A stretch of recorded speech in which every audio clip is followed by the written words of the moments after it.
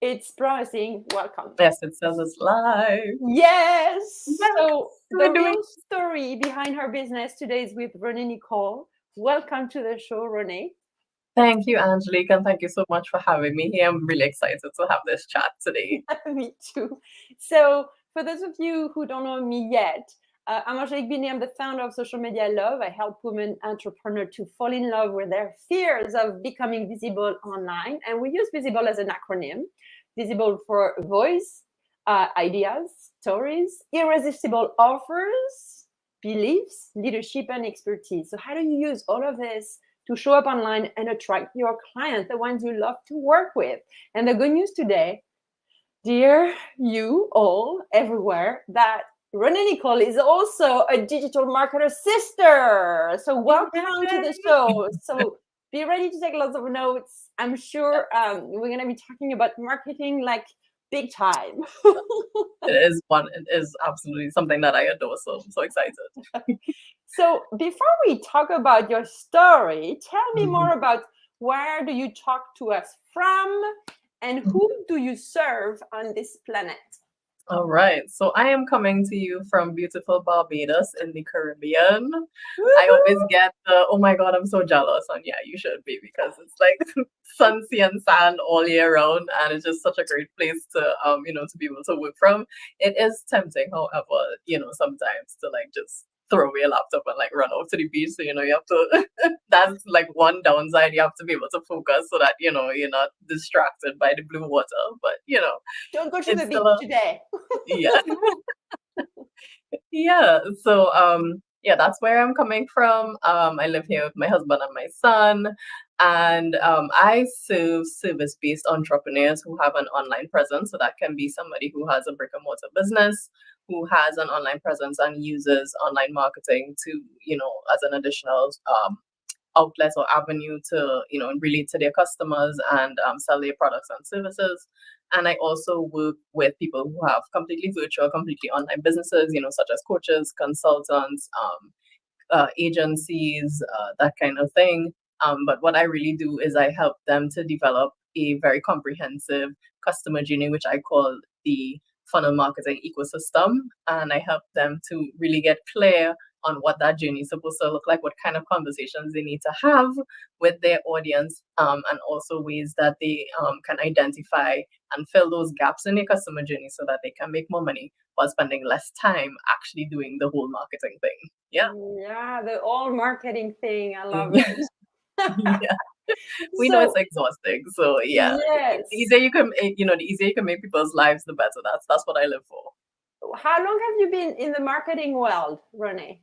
Um, in this aspect of business, 4 years, but I have been in business and online marketing, especially on social media for the last 10 years because I started my first business in 2012 and I ran a salon and I was actually one of the first people or the first salons to do two things. One, to cater completely to curly textured hair and well textured hair. So people who have curly hair, coily hair, afro textured hair, because there was no one at the time who really, took the time out to actually care for that segment of the market. So that was the first thing that I did. I catered specifically to people with very um with special hair textures. And then I was also one of the very few at the time businesses that had an online presence. Even to this day, if you search natural hair in Trinidad and Tobago or natural hair in Barbados, you're going to find my page and you're going to find my number. And this is after I have stopped, I've closed down my business 4 years and people still finding me and they're like, oh my God,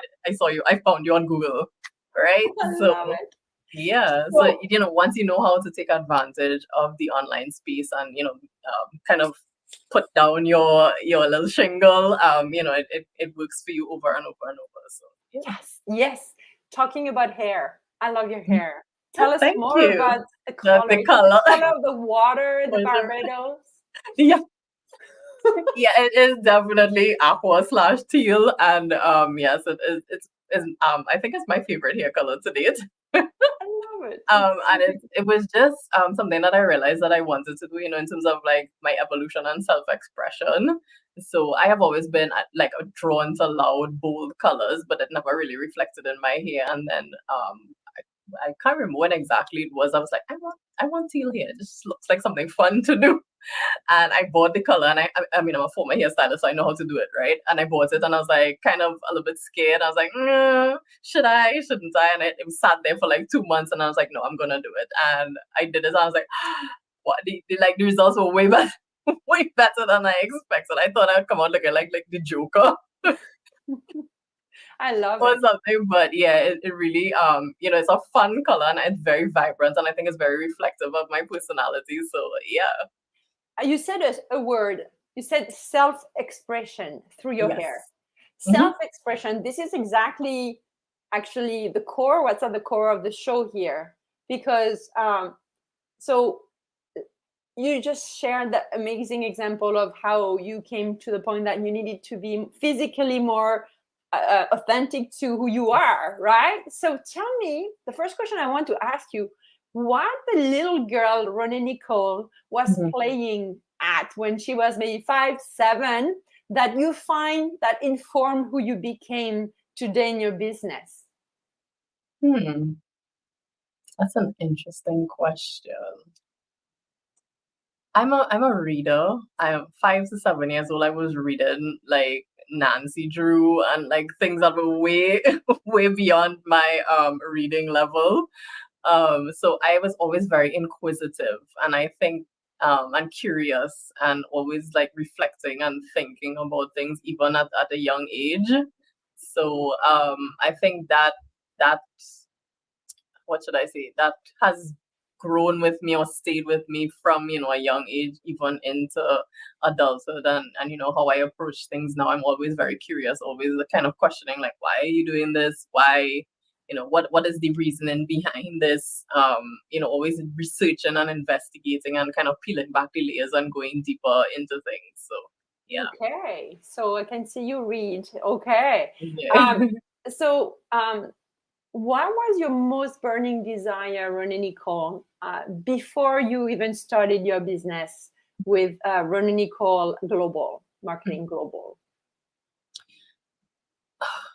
Honestly, I was at a point where I had my son, and I was, I loved the work that I was doing in the salon, and I loved the clients that I worked with, and I loved the fact that I was educating people about their natural hair, and um, you know using their hair again as a form of self-expression and embracing their authentic selves, and that kind of thing, and kind of moving away from the traditional condition that we had, as people of color, with your natural hair and that kind of thing.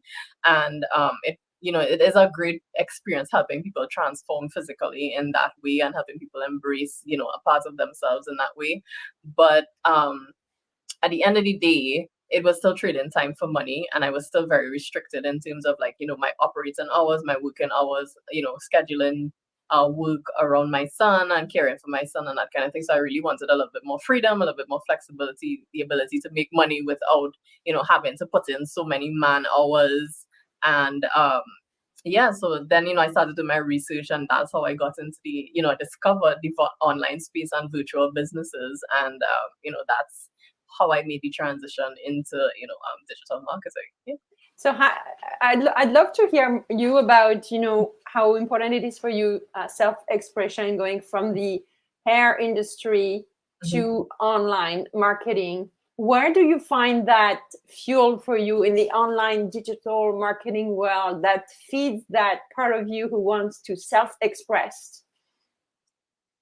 But I find I am at the end, I think I was thinking about not necessarily self-expression, but kind of trying to find the root of what it is I do, and regardless of what specific business I'm in. And at the end of the day, I'm a communicator. I love communicating with people. I love connecting with people, whether that is through, education through hair and, hair transformation, or whether that's through helping people understand, how communication works in the online space, and how do you get them to buy into your vision and your mission, and the desires and the outcomes that you have through the work that you do for people. It's all about communicating and facilitating that communication and thinking about, what mediums you want to use, what vehicle you want to use, what methodology you want to use to be able to, articulate that transformation, right? So that is what I think it is for me in terms of being a communicator and helping people to understand what you need to think about to be able to communicate that the value of what it is you do in a way that makes people invested in, yes, you are the solution and you are the person that can help me to actually get the outcome that I want. So Yeah. Do you find that, it's been, you say you started in 2012. Do you find that there is a big difference or things have changed in the way we communicate? Like, I know, we had so many new technology, new platforms and new tactics, but overall, what did you see change from 2012 to 2022 that do you find change or not? Like, I'm asking you. Yeah, there's definitely been a significant amount of change. It was so easy to get people, like, to get leads, and to you spend like $10 on boosting a post or on Facebook ads, and you would get attention. And even from one year to the next, because I did run ads for my business as well, and even from one year to the next, there was a stark or significant difference in terms of like number of inquiries I got, because I usually ran the ads like around Christmas time, during for seasons. And there was a marked difference between, I think it was 2014 and 2015, in terms of running ads and the response that I got because of the changes, the algorithm changes and the effectiveness of ads and that kind of thing. So yeah, there definitely is a difference because there was less competition, 10 years ago in the online space. It definitely is more, I wouldn't say it's oversaturated, but there is, more saturation, especially coming out of the pandemic and all of that. And, people have been moving, they were kind of focused on the online space because we were, closed up for 2 years essentially. And, people are going back out now. Also, people's attention span has, shifted significantly. People are a little bit more discerning now.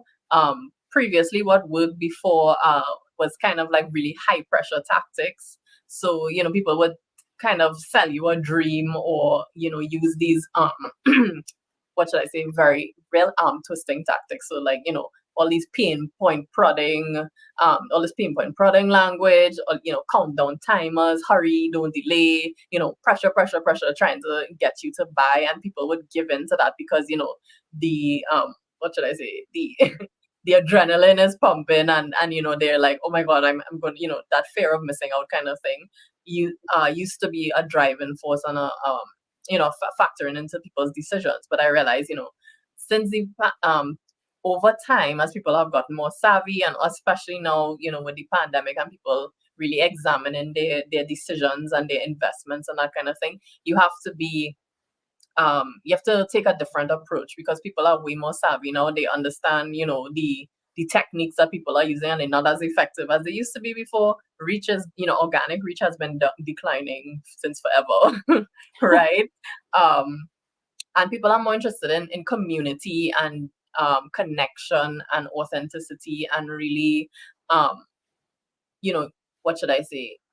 As I said, getting invested in the vision that the person has for the particular outcome that their ideal client wants, right? So and it's also not even about money or the numbers. A lot of gurus or influencers back in the day, they would be posting about like the seven-figure launches and $1 million in one day, and all of these glossy numbers, which don't necessarily reflect profitability, or if they even running a profitable business, or if that particular launch or whatever investment that they what should I say, whatever revenue that they say they're making, that is not necessarily a reflection of an actual profitable or functional business, right?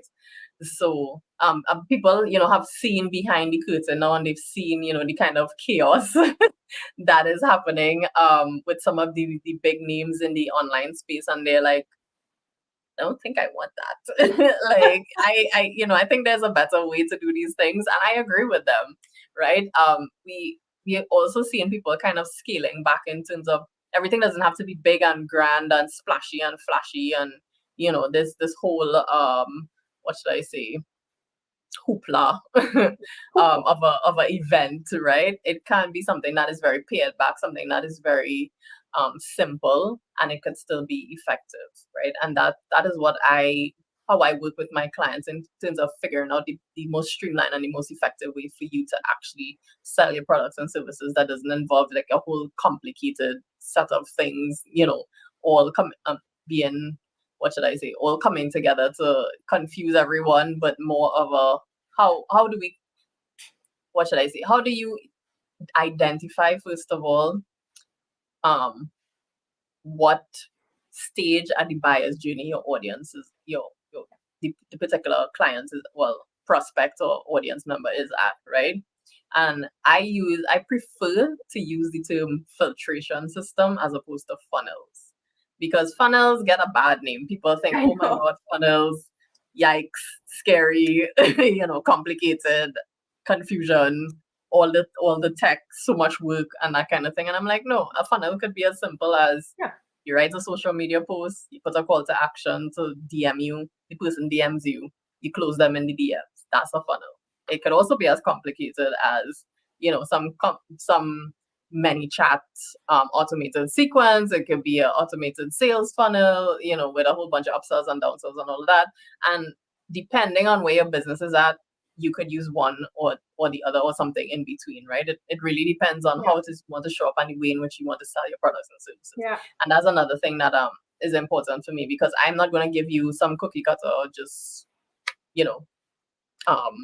yes, you need a webinar funnel, or yes, you need a quiz funnel, or yes, you need a 5-day challenge, right? No, you could do a hybrid. You could choose, a typical funnel, or you could do actually none of the above. I've had people who I've had one particular client who had massive success with a speaking funnel. So she booked a bunch of speaking events and, with some large audiences.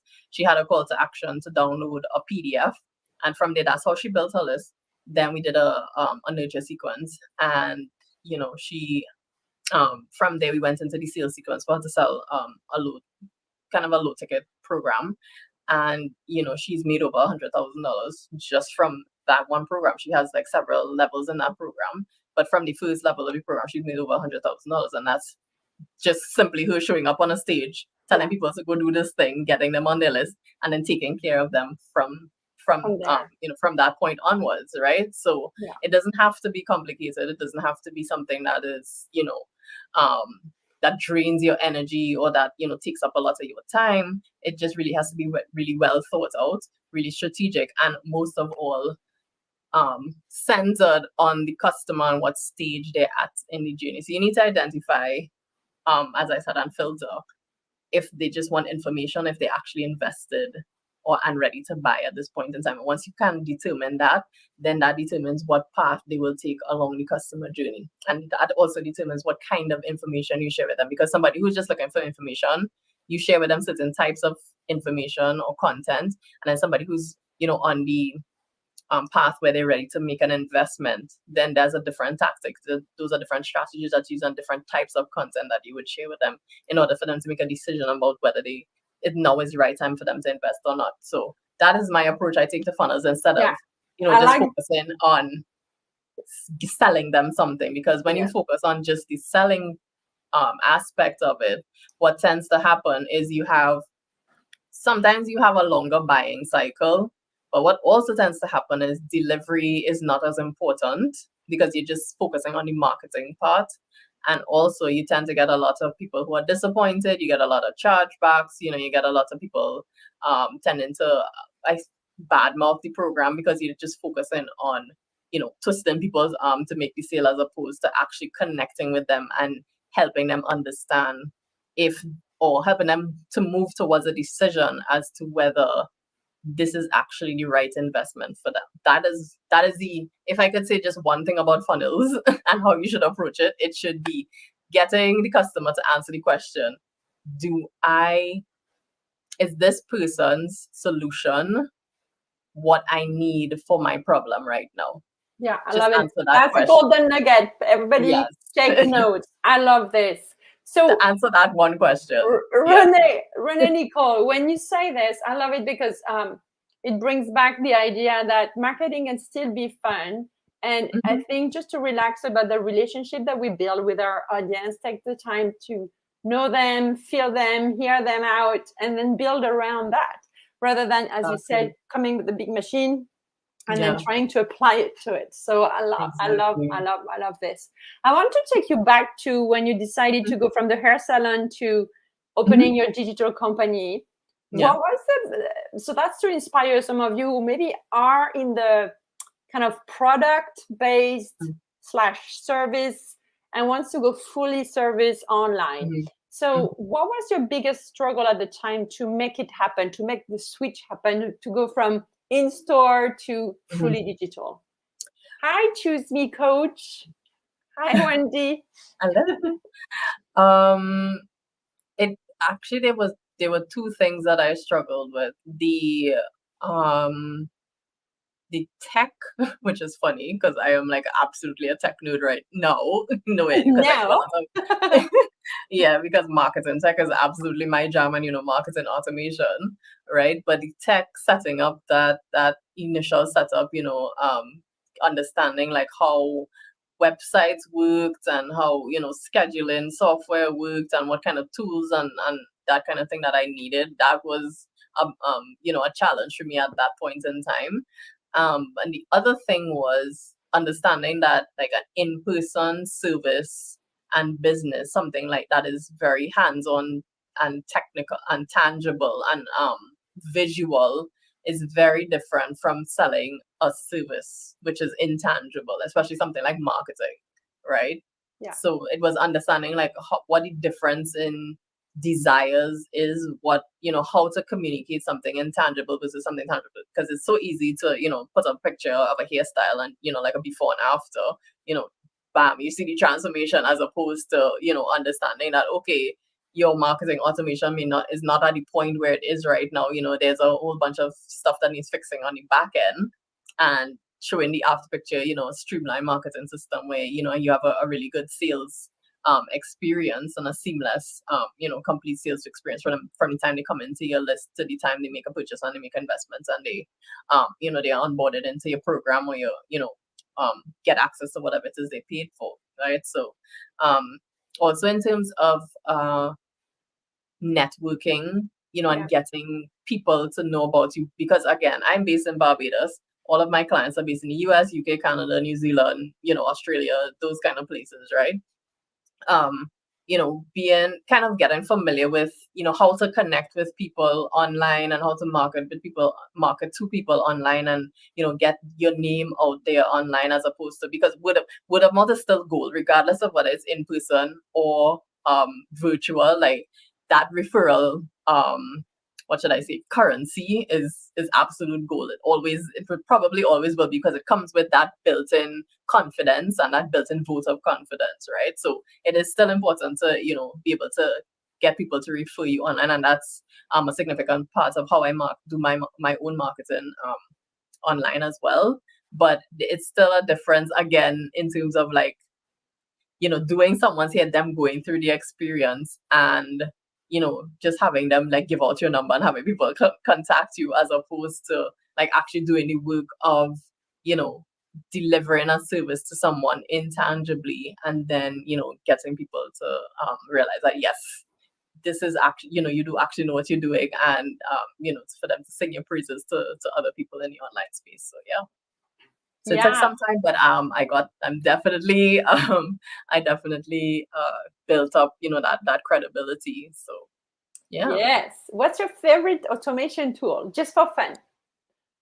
I would say Active Campaign, and most people are probably going to like crucify me for that, but I love it. I love Active Campaign. Love email marketing and automation, just connecting everything together and seeing how it works seamlessly, and all of the triggers and the tags and the segmentation, and just streamlining that back end so that people are not confused about what should I say, about what sequences are connected to what pages, and how you transition from one thing to the next, because even in terms of like organizing your back end, in terms of naming things and understanding, how the things fit together. That is also a part of what I do, because I realize, it's not just about the tech and, putting things together, but it's also so that people can find things and could understand how all of the things come together. So, yeah. Okay, cool. yeah. So I'm gonna get into some of the questions I like to ask at the end of, we get to know you, what you do, where you come from in terms of business. Now, since you started your journey as an entrepreneur, how did your perception of money changed, Ronnie Nicole? I realized that there's no cap. That is like that's like the biggest thing, because I come from a family of teachers, and I also come from, a family of workers. Most of us have come from a family where you work for somebody for some length of time. So I just figured this was going to be my life. Like, I would just work for someone till I retire, and that would be life. And then I realized that no, this is not actually what I want to do. Like, I cannot. The desk job thing is not for me. It, like, literally makes me sick. No shade to anyone who who still has a 9 to 5. If that's what you have to do, totally fine. But yeah, I just can't. I cannot Love do it. it. It came out of your heart. Like, Yeah, I there is can't. no It cap. is not. It is not, my spirit just does not agree. It just does not agree with the desk job, day job thing.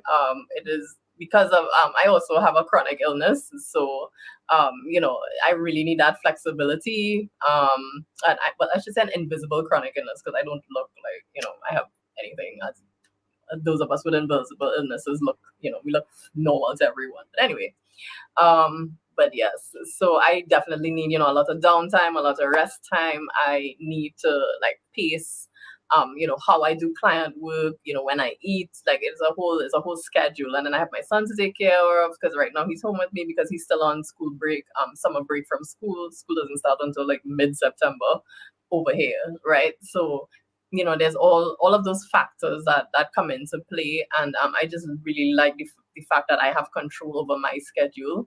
And so yeah, the fact that there was no longer a cap to the amount of money I could make was just so freeing for me, because it was like you don't have to box yourself into, yes, I'm only making this salary for this period of time. Yes, you can get a raise or whatever, but it's whatever I determine I want to make, I can make. And there are ways that and strategies that I could use to actually get there. Yeah. Love it. Thank you so much for sharing this. I love it. It's so true, everything you said.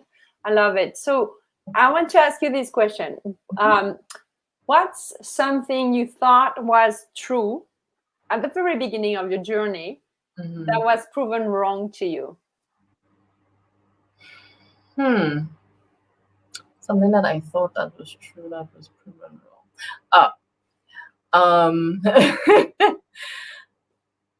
Well, there's so many different things. Like, I got this one thought, and then I had like a flood, a flood of like other thoughts. But essentially, that you have to wait for someone to help you, for you to make it, or for you to get the kind of recognition, or to make the kind of money that you want. Because when I first started out, there was a guy who I was we were working on doing like a JV partnership kind of thing. And I was like, yes, once this JV partnership is cemented, the clients will come flooding in, and, all we are making a ton of money, and, everything will be great.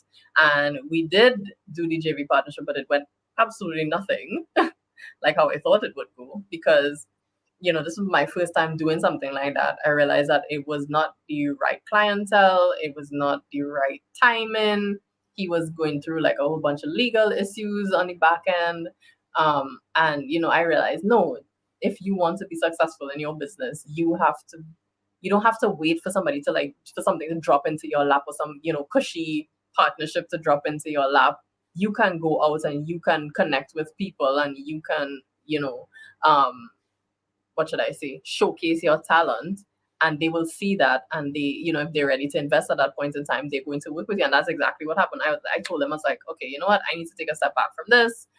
This is really not something that's working for me right now. And I went out, and I started, virtually pounding the pavement, connecting with people. And within about 6 months, I had, a full client roster. So, um, yeah, that's the power of believing in yourself and, what should I say? Not wait, as I said, not waiting for a handout or waiting for somebody to hand you something or to tell you, yeah, come on, and giving you a boost up. I'm not saying that, those things aren't helpful, but I'm also saying there's definitely power in, using your own determination to be able to get what you want. Yeah.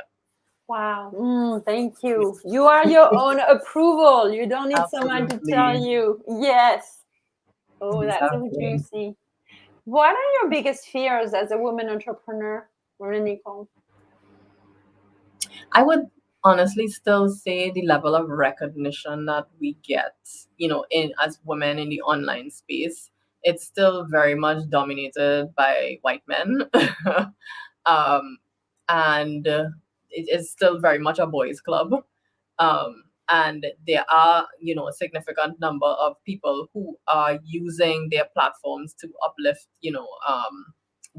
women and women of color in the online space, and I totally admire them for doing that and giving us a voice and that kind of thing. But I still feel like we do have a lot of implicit biases working against us. And I had like a whole conversation with another biz buddy of mine, who is a brand strategist in terms of visibility, who talks about like the setbacks that women have, especially, or I should say marginalized groups have, and women of course are part of that, have in terms of being recognized for their accomplishments. But the good news is there are ways around that. So that conversation, she discussed how you could overcome that, but it's still definitely something that I feel needs to be addressed, and that um it's just a matter of people standing up and saying, listen, I think this person has something valuable to say, as not as a person and as a woman, and I think you'll need to listen to her. That's where I'm at with it. Okay, tell me more. I would love you, if you have time a little bit, can you give Yeah. me an example of an area that kind of demonstrate your point? Because I love talking about this stuff. Is there Yeah. something specifically?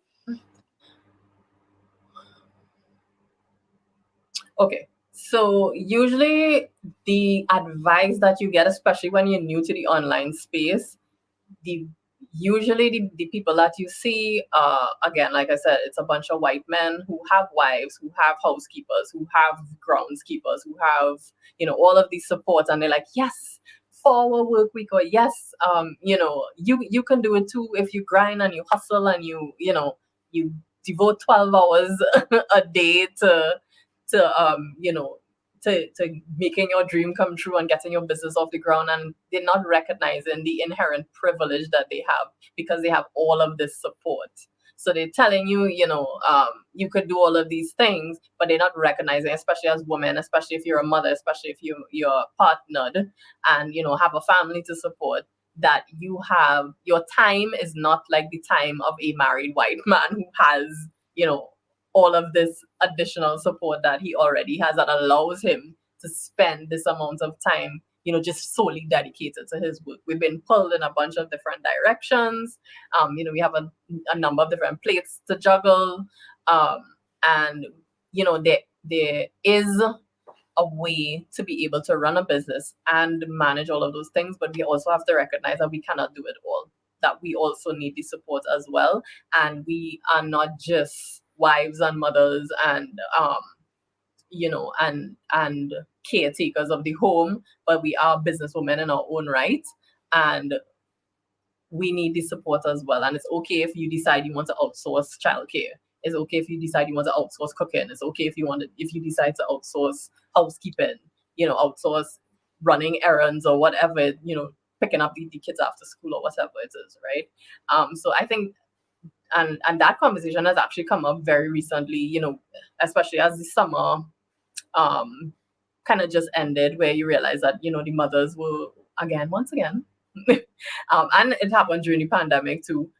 Once again, we were, I don't want to say forced, but it tends to happen. We would just default back to the doing managing the household and handling the majority of childcare, but our business didn't disappear overnight. So it was like, just thrown back into trying to juggle all of these things, and this time without support because everything was shut down. So it is a necessary conversation to have in terms of understanding that as women we have a very different perspective and we have a different environment, and we are not in the same position as men who are also running a business. Because usually, when a man is running a business, it's like, yes, he needs his time, he needs his space. This is serious business. Let him go off and do his thing. And if it's a woman, it tends to be this treated more as a hobby kind of thing. And no, it's not that serious. And trying to what should I say? Make it seem like you can juggle all of those things on your own, and that is just not true. And we just have to recognize that you can be a CEO, you can be a mother, you can be a wife, but you do not have to do it all by yourself. You can create your business and create your life in such a way that you have the requisite support, and you're getting the requisite support so that you can actually dedicate your time to the work that you need to do to be able to run and grow your business successfully. Yeah. Bam. Love it. I love your passion. Thank you for going deeper on this, because I think we don't talk enough about this topic. We definitely do not. Yeah. I love this. Thank you. So I'm not going to ask the traditional question I ask at the end, because I know the answer and we talk about it. I always ask, but I want to see your reaction, so I'm going to ask it. What's your relationship with social media? Oh gosh, it's love-hate. It is love-hate. Oh my goodness. Because I love the fact that, again, because I have a virtual business and because of where I'm based, I'm able to connect with all of these people, around the world, and, be part of, all of these diverse experiences. I have a biz buddy group of us, we're all over the world. We all come from different backgrounds, culturally, ethnically, all of that. And, it's nice to be able to have a group of supportive people who have similar experiences to you, but it's diverse enough that you can get all of these different perspectives. So it's great to be able to connect that way. But it does tend to get overwhelming with, all of the information that is being thrown at you all the time. And then, there is a certain amount of fatigue that comes with just having to be online and having to, I don't want to say perform, but having to show up. It does get a little bit tiring after a while. So, you have to schedule in your breaks and and that kind of thing, as usual. Yeah. Thank you so much, Renee Nicole. Is there anything I should have asked you that I didn't ask and you want to share with us? I think you pretty much covered it, These are this is really insightful, really good questions. It's a really good conversation that we had. But if, there was any kind of like final parting words that I would want to say, it would really just be along the lines of literally you can do it. Like it may not be all, you may not be able to do everything all at once, but you can chip away at it one piece at a time, put one foot in front of the other, and you can get it done. Yeah. Love this. You're so awesome. We can do this. We can do this, and you need help. You don't have to do it alone, and you don't need anyone else's approval than yours. That's right. What I remember. My 3 recaps. Yes. You're such a wise woman, and I love your hair. Thank you. I love it too. So thank you so much. And if you're watching the replay, let us know if you have any questions. I put your website, reneenicole.com. It's right there. And if you can't find or whatever, just send me a DM and I'll send you to Nicole, because she's an amazing woman. And I just love the conversation we had. Thank you so much for sharing this. And now you can go back to the beach. Yes, I definitely can. Yeah. Okay. So thank you all of you who are on Instagram. And then, so this show is also a podcast after the fact. So in a few weeks, we always publish on the podcast, so that people who want to listen as they do their other things. They're always like episodes that are so inspiring and get you going. So that's why I love that show. Thank you so much for being part of it. Big time. Thank you. Thank you. Thank you so much for having me. I love this conversation, and I can't wait to watch the replay and just get some more nuggets as well. Yes, yes. So, but by Instagram, by the other platforms, and I'm gonna keep you in the back room. I'm just gonna make sure that I save everything. Yeah.